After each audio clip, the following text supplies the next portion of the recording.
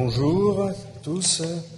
Alors avant peut-être de demander s'il y a des questions dans la salle, et je vais utiliser la technique d'Hugo tout à l'heure, le temps de vous laisser préparer vos questions. Moi j'ai quelques questions aussi à poser, à chacun d'entre vous d'ailleurs. Je vais commencer par Ando. Ok. Andrew, on a bien compris la façon dont vous gériez les crédits ex-ante, ex-post, etc., la façon dont ça se passait, avec effectivement cette vérification autour de l'audit et le passage donc à l'ex-post à ce moment-là. Mais dès le départ, lorsque le crédit est ex-ante, le propriétaire peut vendre déjà ce crédit-là. Et est-ce que le fait que ce soit un crédit ex-ante par rapport à ex-post, est-ce que ça a une incidence sur la valeur, compte tenu effectivement qu'il y a un risque d'un audit après qui ne le permette pas de devenir ex-post? Donc est-ce que ça a un incidence sur la valeur, ou est-ce que ça peut après avoir une répercussion finalement, si l'audit est défavorable, avec une restitution de prix dans le cadre de la vente? Thank you. Yeah, that's so just to confirm the question, it would be, taking you through the process of ex-ante versus ex-post credits. Is there a risk that an ex-ante credit won't deliver? It won't become an ex-post credit, and does that have a value? Does that have an effect on the price of that unit? So yeah, absolutely. And what in our ex-ante, ex-post process, each unit we have has a serial number. So not only do we know the amount of credits that are ex-ante that are going to convert at each verification, we know which ones in particular.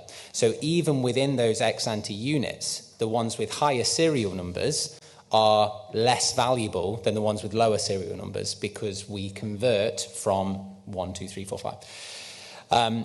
So when you're buying your credits as a carbon buyer, as a corporate, you'll always be wanting to buy the units that are the lower end of the verifications, the ones that are likely to be converted first. Not only are you doing that because they're closer to verification, so I could buy a PIU from you, an ex-ante unit, that had a likely conversion date, a vintage is how we call it, like a fine wine. We could have a likely conversion date of 2100. I would buy that from you for no more than £1.50. But if you had a PIU, an ex-ante unit, with a conversion date of verification of next year, I'd be paying £50, £60 for that. So not all PIUs, not all ex-ante units are the same. And within that, they have different risk profiles, because the later you buy, the more likely it is that there's going to have been a reversal or there's going to be a loss of carbon. So what we're finding is early on, the carbon buyers were very rough, very general, just saying, oh yeah, I'll buy 1,000 units, not really understanding what they were buying. Whereas now, the carbon buyers are far more savvy, they're far more intelligent, and they're saying, I want these units from you. And within that legal contract, they're building in for their company protections against those sort of risks. So they'll say, right, I'm buying your later units, which have more risk.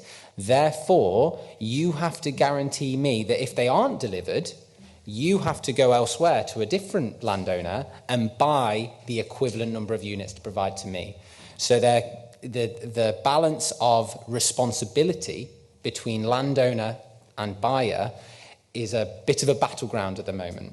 So one thing we're doing is we're developing a template legal contract that buyers and sellers can both use, and it presents all of the normal terms. We talked last night about a force majeure sort of situation. Some buyers are quite compassionate and they say, look, you're doing everything you can. We know there is a risk.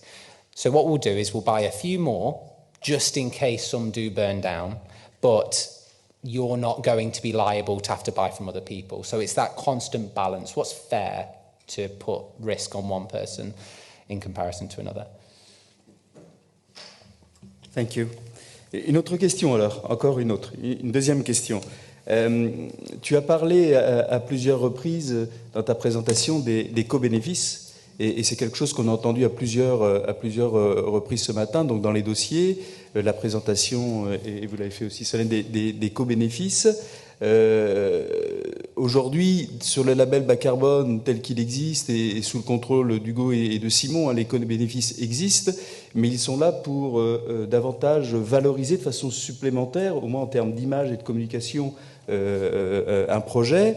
Est-ce que c'est le cas aussi dans le système que tu connais, ou est-ce qu'il y a aussi une valorisation supplémentaire de ce co-bénéfice? Parce qu'il ne serait pas illogique d'envisager qu'au sein de l'ensemble des paiements pour services environnementaux, puisque le carbone c'est bien ce que l'on appelle un paiement pour service environnemental, il y ait effectivement le carbone qui soit un socle et qu'il puisse y avoir des options, y compris avec une valorisation financière supplémentaire, qui viennent rémunérer ces co-bénéfices supplémentaires qui viennent se rajouter.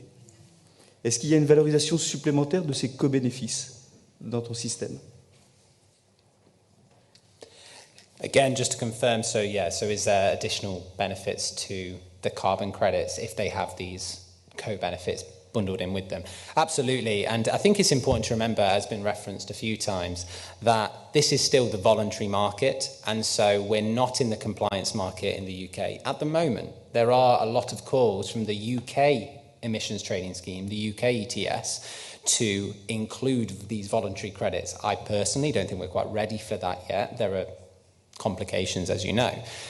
But anyway, when it comes to the value of these units, as I say, it's a voluntary market, so the corporates are usually wanting to tell a story about what they have done. They're not just wanting to say, we're carbon neutral. They don't have to say they're carbon neutral. They're doing it partly marketing, some for the right reasons, some for the wrong reasons, but they're doing it for that story. And in a way, Salem, as you were describing as well, when these companies are wanting to buy these units, they're looking to be able to also market all the associated benefits as well. So if I was a company wanting to be able to say, we are carbon neutral, and what you were saying about a tangible, local, we can take our customers, we can take our staff, look at this woodland that we've created, that is a big driver for these organisations.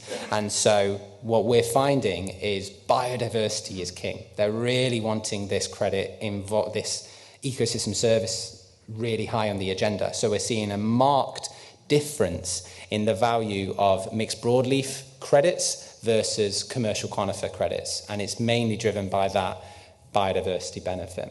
But they are looking now, Hugo, we talked last night about being able to split out these different credit types. And I don't know where France and the rest of the EU are really with that. But being able to say this woodland generates 1,000 carbon credits, but it also generates 1,000 biodiversity credits. I'm going to sell the biodiversity credits to you, but the carbon credits to you. You're not allowed to say anything about biodiversity, and you're not allowed to say anything about carbon. That's the direction of travel that people want to see, being able to break out these different ecosystem services. Ok. Merci. Une question pour notre ami d'Aclena. Comme c'est celui que je connais le mieux, c'est peut-être là où je vais pouvoir me permettre la question un petit peu plus piquante. Dis-moi, on a vu que sur les différents référentiels de label bas carbone, il y a principalement, d'ailleurs, plus de référentiels agricoles que de référentiels forestiers. On voit qu'il y a eu beaucoup de diagnostics qui ont été faits, donc énormément d'énergie qui ont pu être mis, une grande application, et je peux en témoigner parce qu'on travaille suffisamment ensemble. Et malgré tous ces diagnostics-là, on s'aperçoit qu'il y a finalement assez peu de dossiers, ou moins que voulu, qui arriveraient jusqu'à une labellisation finale. Tu l'as toi-même dit qu'il y avait effectivement un certain nombre de blocages. Aujourd'hui, ces blocages, c'est des blocages administratifs, complexification des dossiers, c'est des blocages financiers, c'est des blocages culturels, où est-ce que ça bloque et qu'est-ce qu'il faudrait faire pour que réellement il y ait ce développement du label bas carbone en agriculture? Les deux, mon capitaine. Le label bas carbone est complexe administrativement. Et quand un conseiller se déplace dans une ferme pour l'impliquer dans un projet label bas carbone, il faut qu'il réalise un diagnostic. Après, il faut qu'il soit transparent et qu'il transmette toutes les données de sa ferme. Il y a un certain nombre de certifications qui sont à transmettre. Donc c'est vrai que ça peut être... On considère que c'est quasiment 2 jours avec un agriculteur pour gérer de l'administratif uniquement pour initier le dossier. Donc déjà, l'agriculteur, il faut qu'il soit volontaire à vouloir dégager 2 jours de son temps pour partir sur ces choses-là. On a des agriculteurs qui sont intéressés, qui sont volontaires à ça. Pour l'instant, ce sont ceux qui sont le plus proactifs et sensibles, aux questions du changement climatique et aux enjeux carbone.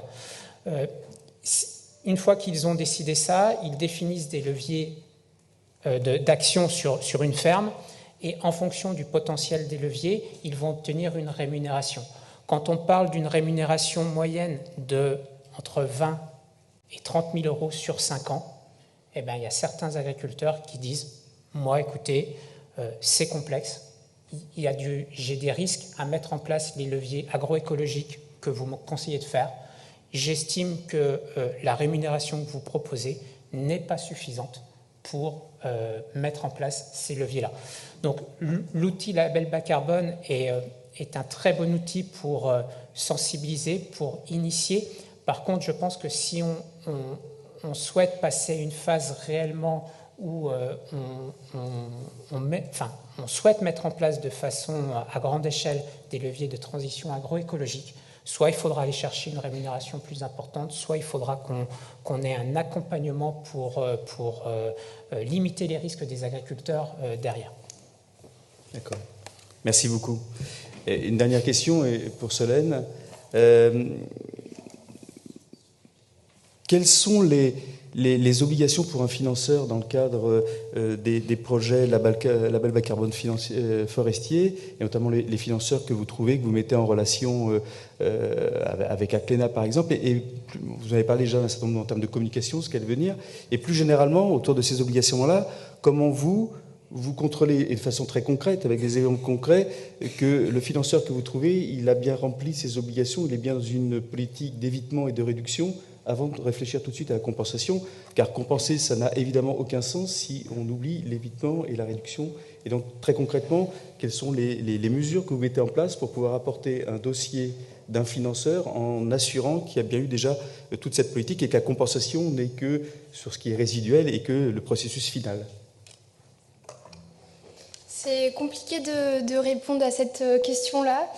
On va dire que des entreprises qui ont fait leur bilan carbone et qui ont des projections de réduction, il y en a pas mal. Et donc d'arriver à poser des critères qualitatifs sur la trajectoire de réduction d'une entreprise, on n'est pas encore en mesure de le faire. C'est pas parce qu'on a fait son bilan carbone qu'on engage une transition à hauteur des enjeux climatiques. Nous, la seule outil dont on dispose aujourd'hui à la coopérative carbone, d'une part, je dirais qu'il y a le signal prix. On n'est pas sur des prix à 6 € la tonne. Et forcément, quand une entreprise vient pour aller compenser la totalité de son bilan carbone ou trouver un tonnage assez important, eh ben, elle va pas venir chez nous. Elle va pas compenser à hauteur un prix à la tonne très important. Et forcément, elle va aller rechercher le crédit carbone à moindre coût. Donc ça peut limiter un petit peu ce risque-là. Enfin, l'autre outil qu'on a, et ça c'est d'un point de vue un peu plus opérationnel, c'est qu'on dispose d'une commission éthique sur des sujets ou des cas un petit peu sensibles qu'on peut être amené à solliciter. Donc formés de différents acteurs du territoire qui vont se positionner, et là on a eu le cas récemment, sur la volonté ou non, on va dire, de venir contribuer. Même si, bon, en tant qu'entreprise, en tant que vendeur de crédit carbone, on n'a pas le droit de refuser des contributeurs. Mais c'est un marché volontaire, Pourtant, pourquoi vous ne pouvez pas refuser ?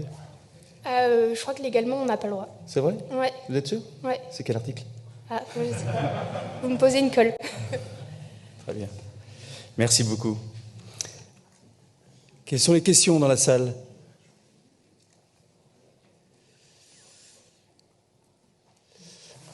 Monsieur Simon, oui c'est Simon, oui, je vais mettre mes lunettes, ça sera plus simple. Simon. Alors j'ai une question, je vais essayer de poser aux trois intervenants. Johan a évoqué le fait que les agriculteurs prenaient un risque en s'engageant dans le label bas carbone. Et je crois savoir que dans le Woodland Carbon Code, il y a un dispositif intéressant qu'Andrew n'a pas évoqué, je pense, c'est que... je vais essayer de le décrire en 2 mots, mais ma première question auprès d'Andrew, ça serait de le décrire plus en détail. C'est que l'État anglais propose de garantir le rachat de crédit carbone à des forestiers qui s'engageraient sur le Woodland Carbon Code. Et donc ils ont un contrat dans lequel l'État dit moi je vous engage à racheter à un prix plancher, et si vous trouvez mieux, vous vendez ailleurs. Donc est-ce que Andrew, tu pourrais nous en parler un peu plus? Et puis pour Johan et Solène, est-ce que vous trouvez que ça serait une solution intéressante pour mieux accompagner les agriculteurs dans leur prise de risque?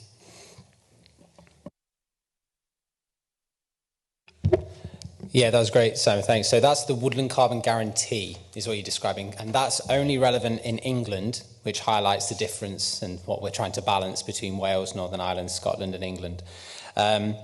So what the Woodland Carbon Guarantee is, it's less about, you mentioned initially about farmers taking risk. So it's de-risking it from a financial perspective. So what they do is it's a reverse auction process. It's a bit messy, it's a bit complicated, but the nuts and bolts of it is that the the English government will say to landowners, right, we will offer to buy only your ex-post units. We have no interest in your PRUs, your ex-ante units. And we will buy all of the WCUs that are generated before 2055, if you choose to, for a price we will agree now. So the way it works, if all of us were landowners in England, we would all bid in this reverse auction and say, to make our project viable, I need £20 per unit. And that's index linked, interest rate linked, and so that does go up over time. But I will say I need £20, but Solène may say, well, I only need £15. And so her units are prioritised over mine. And then there's a budget per round, and there's a couple of rounds each year. And what that allows for is the people that succeed in that auction, that get a contract from the government that says, if you want to sell elsewhere, crack on. If the private market price you're going to get is going to be higher, not a problem. But if the price of carbon collapses, let's say nuclear fusion saves us all and says, right, carbon sequestration isn't needed, we've got it. And then voluntary carbon market isn't needed. And the landowner is like, great, I've just spent tens of thousands, hundreds of thousands of pounds to make this woodland creation scheme happen purely based on the private price of carbon, and that's fallen out. And the government will still buy your credits for that agreed price. So you're protected financially. And for some investors, that is huge. They can go to the bank when they're taking out the loan and say, look, we know that this is the absolute worst case scenario for the sale of our carbon credits. And that makes a really big difference for some of them. Most of them, though, don't care, because the price of the carbon they get on the private market is so much higher than the government offering. What it did do, as just a final point, is it stimulated the market enormously, because I was in the carbon market in the UK at the time when the first auction was introduced in about 2019. And before that, there were examples of people selling their carbon units through the Woodland Carbon Code at £2 per tonne, £3 per tonne. And then the week later, there's an auction, and the average price of that auction was £24 per tonne. And they were thinking, I've just given away all of my credits for nothing. This is awful. So every landowner from that point on started demanding way higher prices. Companies realised how valuable this was. Investors realised the potential for this asset. And that really steamrolled the code. So it's from 2019, 2020 that the interest in the code exploded, massively due to this.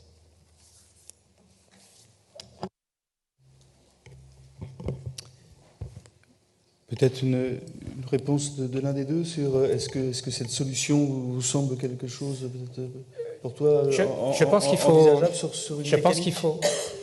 Il faut explorer toutes les mécaniques qui permettront de sécuriser les systèmes et de crédibiliser les systèmes. On apprend en marchant. Le label bas carbone au niveau agricole est jeune, et là nous sommes en train d'essayer de commercialiser les crédits carbone des premiers agriculteurs qui se sont lancés. On s'aperçoit, nous, au niveau agricole, que l'on a un déficit d'image vis-à-vis des contributeurs. Voilà l'image d'une ferme qui baisserait ses gaz à effet de serre, que ce soit une ferme qui produit des cultures, qui élève des vaches laitières ou des vaches à viande, est moins vertueuse que se dire on va planter un arbre. Donc on fait face à cette difficulté-là en termes d'image. Et la deuxième difficulté, c'est qu'on est aussi sur un prix qui est plus élevé. Voilà, on est minimum à 45 € de la tonne.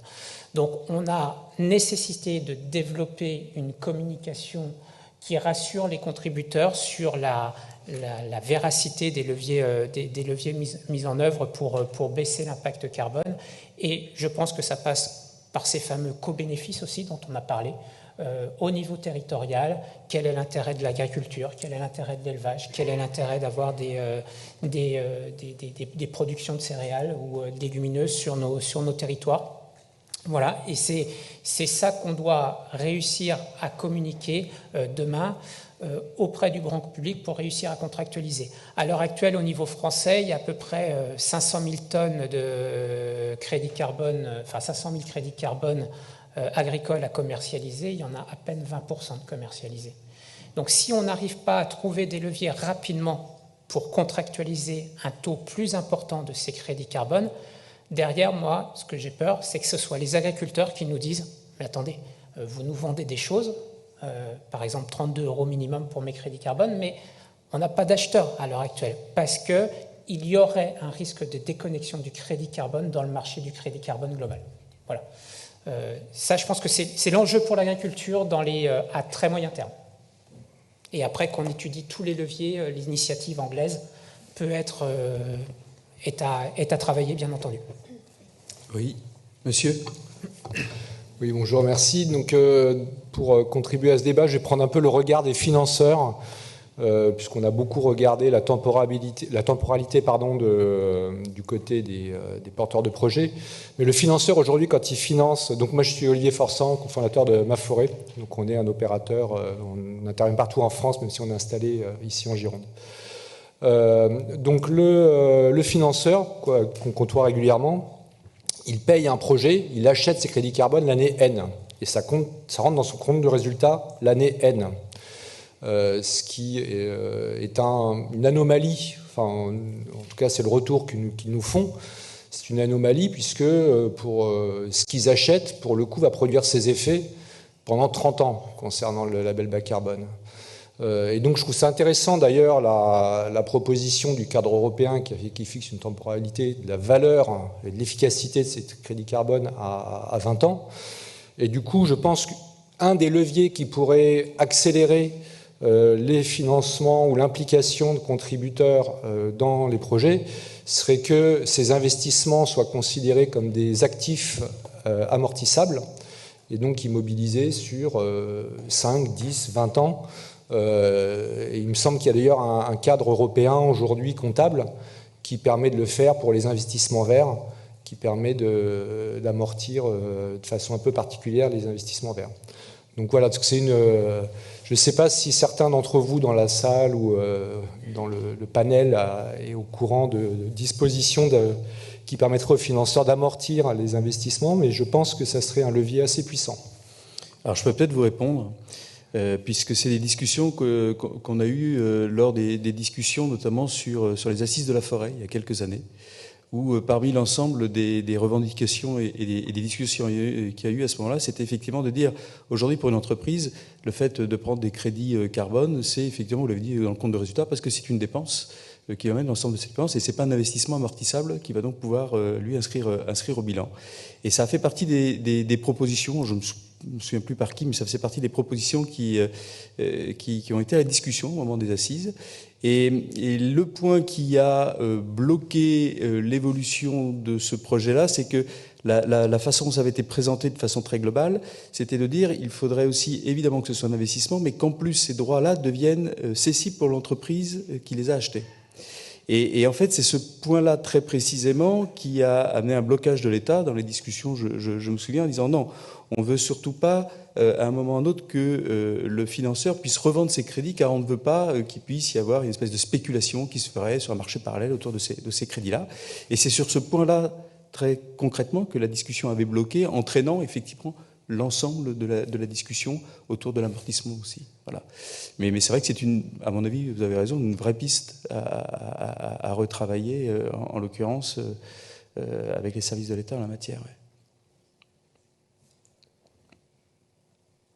Et s'il y a d'autres questions, Madame Laporte. J'aurais été déçu, Madame Laporte, si vous n'aviez pas eu de questions. J'ai relevé dans le propos initial de M. Baker 2 choses qui ont retenu mon attention. C'est que, bon, quand il y a un sinistre, les sylviculteurs ne sont pas obligés de reboiser. Ça me paraît une différence assez considérable par rapport au code forestier français. Enfin, je ne sais pas comment c'est dans les autres pays de l'Union européenne. Moi, je connais la France, à peu près, je pense.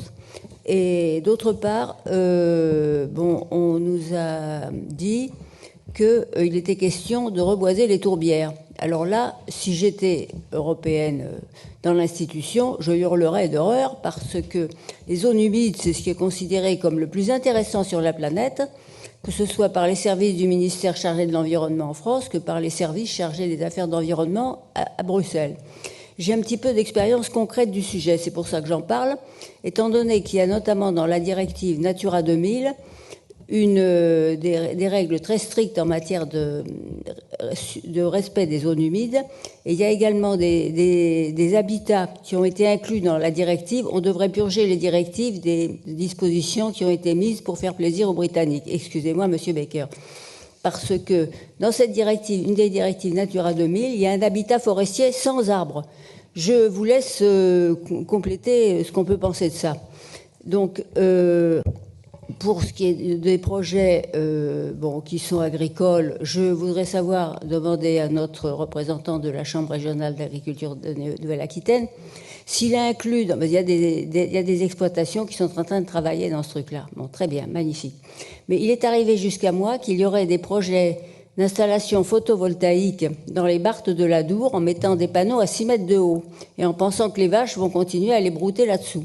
Alors je pense que les gens qui ont imaginé ça n'ont jamais vu une vache ailleurs que dans les dessins animés de Walt Disney et que est-ce qu'on inclut dans les projets qui sont actuellement à l'étude ou qui sont programmés à une date X, Y ou Z l'intégration d'installations photovoltaïques qui sont super prioritaires et dans la lande forestière également, où on oublie de prendre en compte les dégâts collatéraux des lignes à très grande puissance électrique que l'on veut installer dans la lande.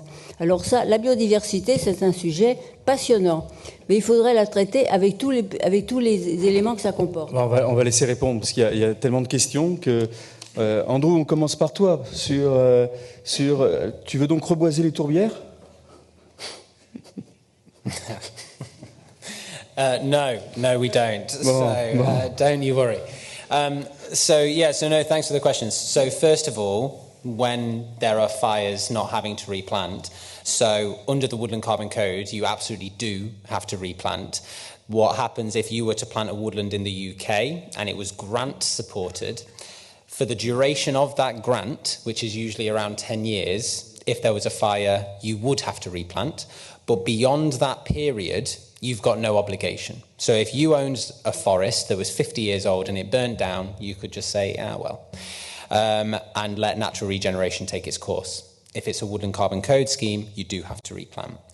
Regarding the peatlands, so the reason I mention peat so regularly is because it's, as you say, critically important, and we have a really rich peat resource in the UK, particularly in Scotland and parts of England. And the reason I mention it is because it cannot be planted, and they are regularly reducing the amount of peat depth that can be planted on. So 5 years ago, you could plant on areas that had up to 50% peat, then it to 45. In England now it's 30. So they're really, really careful about not planting on peat because, as you say, drying that out by planting on it is just a surefire way of emitting carbon dioxide as quickly as you can. So there are some really, really strict regulations on wetlands and peatlands. Merci beaucoup. Et oui, il y a des initiatives d'agrivoltaïsme qui se mettent en place. Et il y a un cadre national qui est en train de se discuter entre les représentants des agriculteurs, le gouvernement et les développeurs de panneaux photovoltaïques. Je ne suis pas un professionnel du dossier. Ce que je peux simplement dire, c'est que l'agrivoltaïsme, normalement, ne doit se développer que sur des terres qui représentent des faibles potentiels agronomiques, c'est-à-dire soit des terres qui sont fortement en pente ou qui n'ont très peu de sol. Donc ce ne sont pas la totalité des terres agricoles qui seront recouvertes de panneaux photovoltaïques demain en France ou en Nouvelle-Aquitaine. Même à 6 mètres. Après, chacun gérera ses investissements. Ok, très bien. Oui, monsieur. Oui, j'avais une question simple pour Johan. Vous avez rappelé les chiffres nationaux sur les efforts que devait faire l'agriculture pour 2050. Donc c'était 45 ou 46% de réduction d'ici 30 ans, un peu plus de 30 ans. Et l'exemple qui était très utile, je trouve, là, du producteur laitier au Pays Basque, montrait qu'avec des efforts qui sont non neutres pour lui, j'imagine, d'un point de vue opérationnel, il arrive à des gains de 6%. Est-ce que du coup, on se dit qu'on va réussir à atteindre les objectifs fixés à l'échelle nationale avec ce type d'initiative ? La réponse ne sera pas individuelle à cet enjeu-là de réduction de près de 50%. Ça sera l'ensemble des filières, de la recherche, des conseillers qui émettront des hypothèses d'évolution sur la transition agricole et sur l'évolution des systèmes. Là, j'ai pris l'exemple d'un agriculteur qui s'est engagé dans le label bas carbone. Et en fait, ce que l'on constate, c'est que le label bas carbone a permis de mettre en place des leviers opérationnels simples qui permettent un potentiel de réduction de 6%. Donc oui, on n'est pas aux 46% qui sont annoncés. Et il y a encore une très forte marche à franchir pour réussir les objectifs. Mais sensibilisons les agriculteurs. 2, mettons en place tout l'environnement technique pour accompagner l'agriculture dans sa transition, parce que le défi est énorme. Et enfin, c'est le titre de la journée d'aujourd'hui, c'est défis et opportunités. Et faisons de ce défi-là une opportunité pour l'agriculture demain. Et il y a des enjeux d'adaptation au changement climatique aussi, qui de toute façon forceront des modifications de pratiques, j'en suis convaincu. Merci. On a encore un petit peu de temps pour d'autres questions. Oui, Adeline. Oui, moi j'avais une question de compréhension, une simple question de compréhension pour Monsieur Becker. Quand vous avez présenté au tout début le système du Royaume-Uni, vous avez expliqué que c'est un système donc adossé au gouvernement et qui est en quelque sorte obligatoire pour pouvoir annoncer qu'on est carbon neutral ou net zero, pardon. Est-ce que je comprends, dans ce contexte, en fait, quelle est la place au Royaume-Uni pour les autres systèmes de certification volontaire ?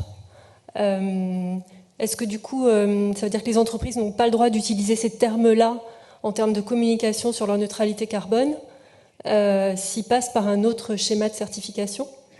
J'ai pas bien compris en fait cet élément-là.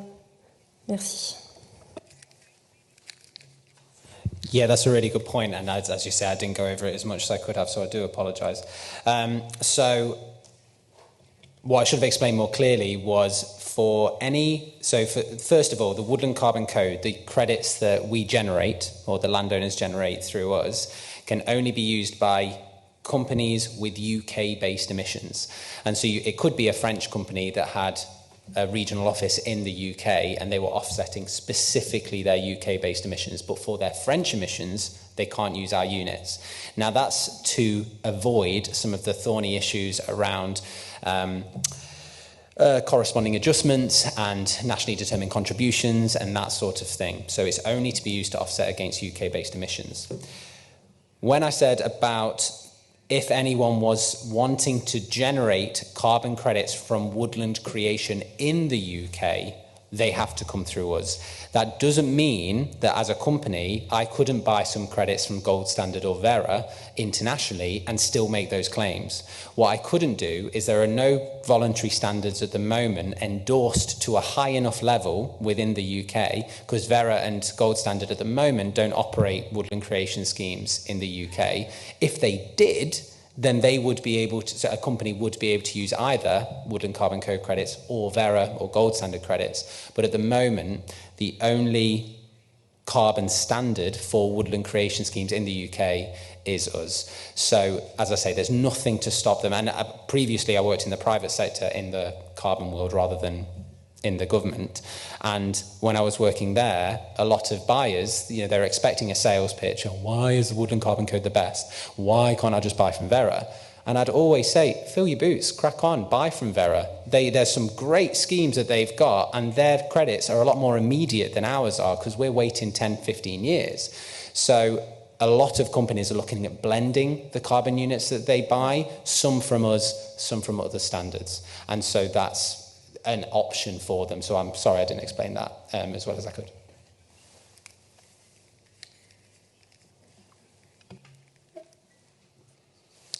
Merci. S'il n'y a pas de questions, moi j'en ai une. J'ai une question pour Solène. Vous qui êtes au plus près des financeurs et qui les connaissez bien, mais ça pourrait être une question pour Maforêt aussi, puisque vous les connaissez également.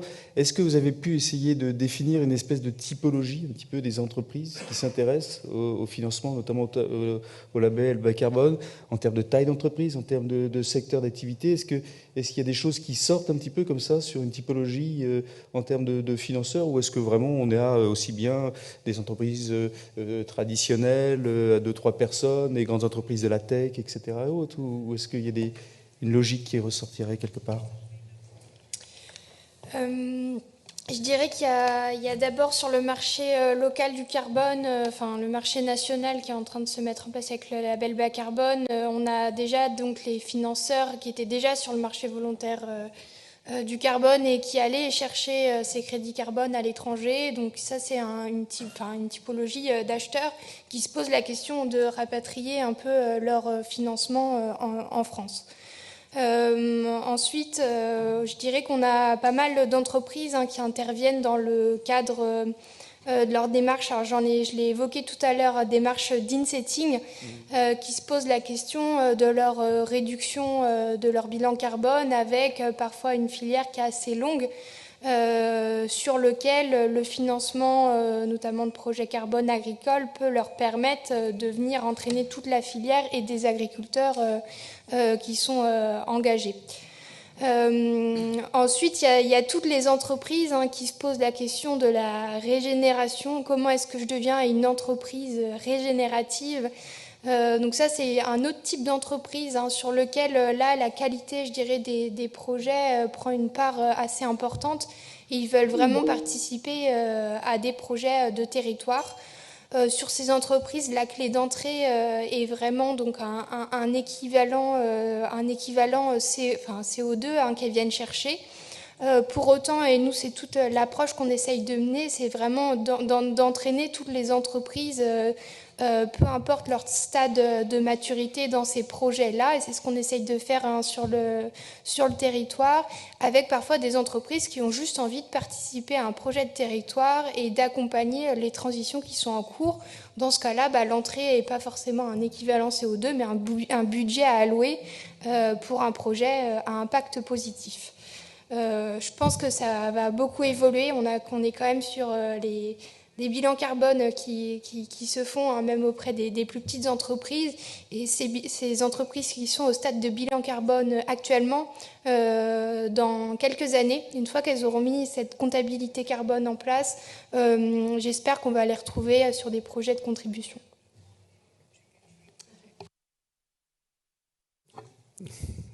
Oui, donc je ne peux que confirmer la lecture qu'on a fait Madame Jopit. Donc en complément, il y a une spécificité quand même depuis quelques années, c'est la loi climat résilience, c'est qu'on a un profil d'acteurs, donc il y a effectivement la contribution volontaire internationale à 10 € la tonne qui essaie de se rapatrier en France à des prix, donc qui cherche un volume prix certifié label bas carbone. Mais il y a aussi donc la contribution volontaire obligatoire du secteur aérien notamment, qui est aujourd'hui quand même, il me semble, le plus gros contributeur volontaire obligatoire donc au label bas carbone. Donc et là encore, on est sur du volume-prix. Et dans les deux cas, nous, ce qu'on perçoit, c'est une sensibilité très forte au risque réputationnel. C'est-à-dire que leur objectif, c'est effectivement de pouvoir commencer à afficher une stratégie net zéro, enfin une trajectoire vers le net zéro, mais il ne faut surtout pas que ça les expose à quoi que ce soit. Donc il y a une exigence de qualité des projets et d'expertise aussi de nos interlocuteurs en face, vraiment qui a très, très fortement augmenté ces derniers mois sur la qualité des projets, notamment au regard de la biodiversité. Ok, merci beaucoup. Merci beaucoup. Est-ce qu'il y a d'autres questions, madame? Pardon. Non, juste très rapidement, on parlait tout à l'heure, je crois, pour la coopérative carbone, d'un accompagnement sur les entreprises, sur aussi une évolution dans le temps. Et du coup, j'avais une question sur la fidélisation et puis effectivement la progression. Est-ce que vous avez constaté auprès des entreprises qui reviennent effectivement contribuer tous les ans? Et effectivement, avec parfois cette progression dans l'idée de s'aligner, je crois, sur les schémas, le schéma national d'évolution.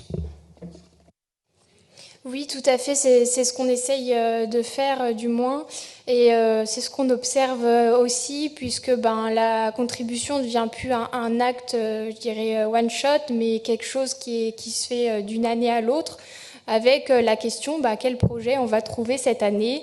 C'est vrai que les entreprises sont quand même un peu friandes de nouveautés, et du coup il faut arriver à leur apporter un projet carbone qui réponde aux enjeux de l'année.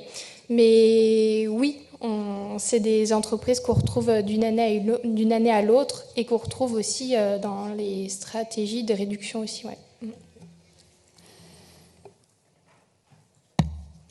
Nous avons une question de Roland Delary. Roland Delary, oui, bonjour, directeur du Centre national de la propriété forestière. Toujours dans la même lignée que les questions précédentes, est-ce que l'on sent aujourd'hui une compétition, voire peut-être une concurrence avec le mécénat? Pour Solène ou pour Landru ou pour Eric? Alors Eric, il est modérateur. Donc il repose la question. Donc la question de Roland, je ne sais pas qui veut répondre. Oui, c'est Solène qui va répondre. Alors peut-être que ma réponse devrait être complétée. Je ne sais pas si ça rentre dans les mêmes lignes budgétaires que le mécénat. Nous, l'approche, quand on parle aux contributeurs, ils savent déjà d'emblée que ça sera une dépense. On a des entreprises qui se posent la question. À vrai dire, ma réponse va pas être très claire parce qu'il est compliqué en tant qu'opérateur de se rendre compte aussi ce qu'il y a sur le marché et où sont alloués les budgets. Mais je pense que concrètement, certaines entreprises préfèrent l'option mécénat. Effectivement, ouais. Alors, on va poser la même question à Andrew, mais en ne sachant pas du tout comment ça fonctionne au Royaume-Uni, notamment ce système de mécénat, sous quelle forme il existe et s'il existe. Mais du coup, est-ce qu'il y a cette compétition mécénat d'entreprise et financement carbone qui existe également sur votre territoire? Yeah, it's interesting the way you describe it as competition between sponsorship versus the purchase of carbon credits, because I work for the government now, for the public sector, it's no skin off my nose. If someone wanted to sponsor a company for some woodland creation and not make any formal claims or buy carbon credits, it doesn't really matter to me. So from our perspective, the more companies out there doing this sort of thing, the better, whether they go down a sponsorship route or a carbon crediting or ecosystem market route.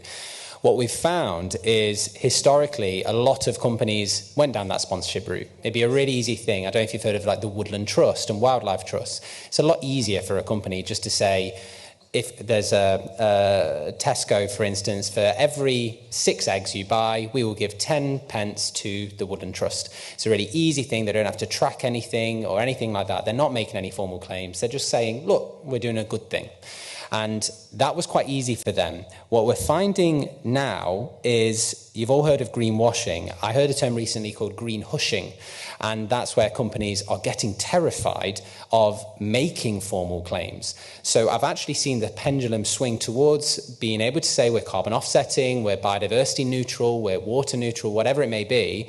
And now they're getting so scared because when they make a claim, that's up for legal challenge, and companies are being taken to court. There's a famous few cases in America where companies were fined millions for making incorrect claims. And so it's swinging back partially to, let's just sponsor a company. We don't need, it's voluntary carbon market. We don't need to say we're carbon neutral, and it's far safer ground just to say we're going to give the Woodland Trust £1 million. So because we've talked already about the lack of credibility and lack of trust in carbon markets in particular, that has really had some long-lasting consequences, and I worry that it's going to be a long time before there is that real confidence again in the carbon market. And so sponsorship, as I say, is an easier route, a cleaner route in many ways. Merci. Je crois que Mme Carrère avait une question. Je vous ai vu lever la main, non? Non? Ah, désolé. Eh bien, nous avons le temps pour une dernière question. Est-ce qu'il y a une dernière question? Non? Bon, écoutez, c'est pas à moi de conclure, et Léry va le faire, mais j'aimerais quand même dire un ou deux petits mots avant de passer la parole à Hervé. Alors, je ne vais pas remercier l'ensemble des intervenants et la qualité, puisque ça, c'est à toi de le faire, mais je le pense sincèrement, donc je ne le dirai pas, mais je le pense sincèrement. Mais plus sérieusement, j'aimerais vraiment te remercier avec Edurne et Hugo, tous les trois, du travail extraordinaire que vous avez fait pour organiser cette journée. Je le sais d'autant plus que j'étais à côté de vous en train de vous regarder travailler, puisque moi je n'ai pas fait grand-chose, mais je peux témoigner que vous avez beaucoup travaillé pour cette session-là, très intéressante, où on apprend toujours beaucoup de choses. J'attends aussi après d'avoir les versions un peu rédigées des intervenants et un peu les actes qui nous permettront de nous replonger et de garder les contacts. Et donc vraiment merci à tous les trois. Et je le dis évidemment très personnellement, mais aussi au nom du président Bruno Lafont, qui a dû partir précipitamment à une autre réunion, comme toujours. Mais je sais qu'il s'associe à mes mots. Merci à tous les trois. Merci beaucoup. Merci aux dernières tables rondes. Merci Eric pour la modération. Et bon, nous sommes arrivés à la fin de cette journée. Comme nous avons pu le voir ce matin, différentes initiatives existent déjà à différentes échelles, régionales avec l'exemple du Pays Basque ou de la Galice, nationales avec la France ou le Royaume-Uni. L'Union européenne s'est saisie également de ce sujet avec la mise en place de son cadre de certification.